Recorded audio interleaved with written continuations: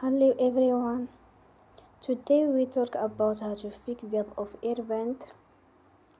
We go to settings,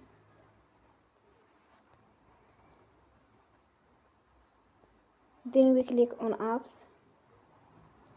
After that we search the app Airbnb and we click. Then you will on for stop.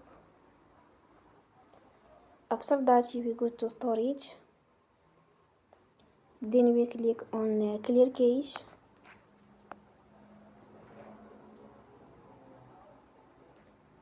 In the end, you will turn off your Wi-Fi and you will turn again.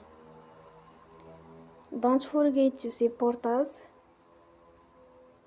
by like and subscribe. See you next time and thank you for watching.